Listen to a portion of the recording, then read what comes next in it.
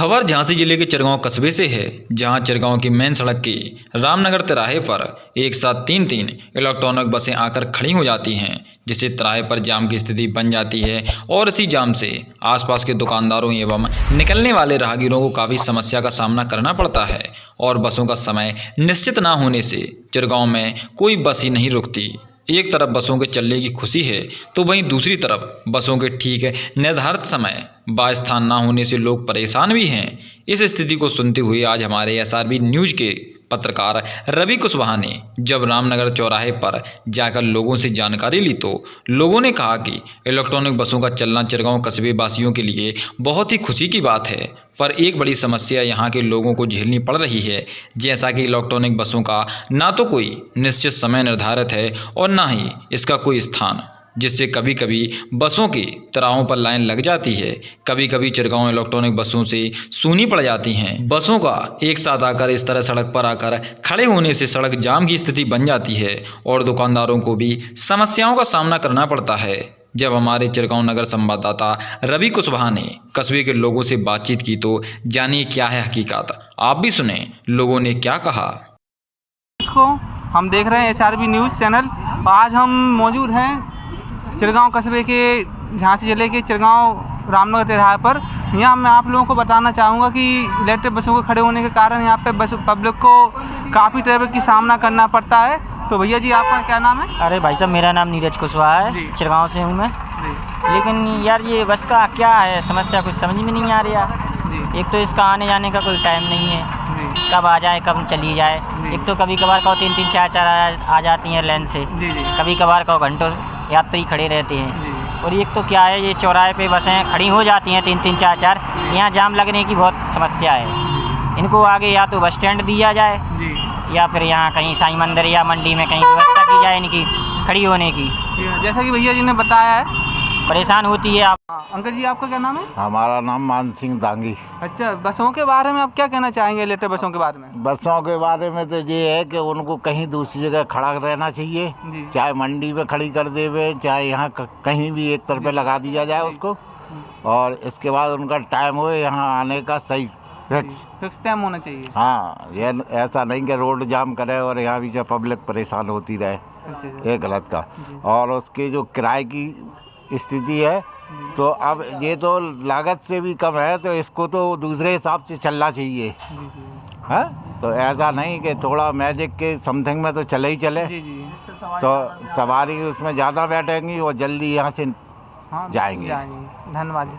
हाँ, नमस्कार चाचा, आपका क्या नाम है? हरदेश कुमार गुप्ता। अच्छा, आप जो बसों के बारे में क्या कहना चाहेंगे? इलेक्ट्रिक बसों के बारे में ये समय इनका निर्धारित होना चाहिए, क्योंकि इनका कोई समय निर्धारित नहीं है और लोगों को परेशानी बहुत होती है भाई। और इनको चौराहे पे एक साथ इकट्ठा ना करें भाई। अगर इनका समय मान लो एक्स्ट्रा है तो और कहीं रोक दें, हाँ भेजा जाए, पर इनका समय निश्चित हो। इनका किराया भी कम होना चाहिए, किराया ज़्यादा है इसलिए पब्लिक परेशान होती है। हाँ भैया, आपका नमस्कार, आपका क्या नाम है सर? मनीष गुप्ता। आज ये बसों के बारे में आप क्या कहना चाहेंगे? इलेक्ट्रिक बसों के बारे में कुछ? जो भैया ने कहा है सही यही है कि बसों का एक टाइम निश्चित हो, 1 घंटे या आध घंटे में यहाँ आए, सवारी उसका वेट करे। और दूसरी बात, ये जो किराया है जो 45 रुपये रखा है इनने, 40 रुपये, जो आपकी मैजिक है उसके किराए से 2-5 रुपये बढ़ा दिया जाए, कोई दिक्कत नहीं पब्लिक परेशानी में। किराया इनका ज़्यादा है। हाँ, किराया इनका ज़्यादा है, किराया भी कम होना चाहिए और समय निर्धारित होना चाहिए। हाँ, जैसा कि चाचा ने बताया कि यहाँ पर जो बसें आती हैं, इलेक्ट्रिक बसें आज दिन आती हैं, इनका कोई समय निर्धारित नहीं है, किसी भी समय ये आ जाती हैं। वो यात्री इनका इंतजार करते हैं वाहन झांसी जाने के लिए।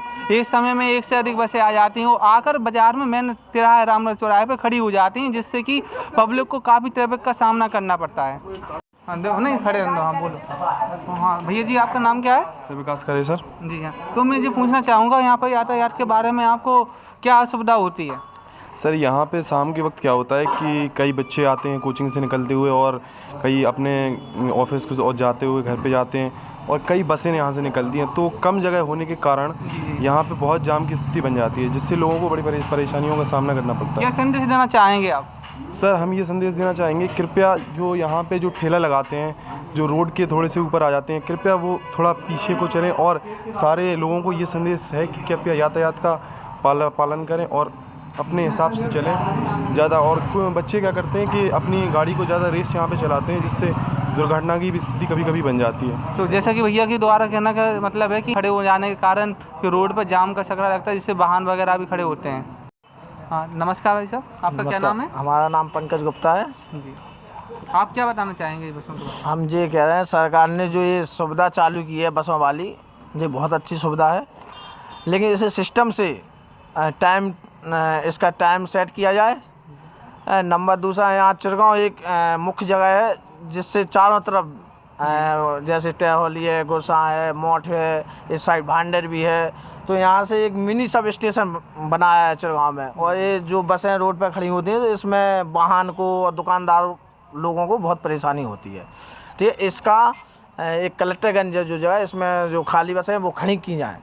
ठीक है, और इसके दूसरी समस्या ये, इसका किराया थोड़ा डिपो से के बराबर या डिपो से ज़्यादा है, इसको कम किया है, इससे लोग और आम आदमी इसका लाभ लें।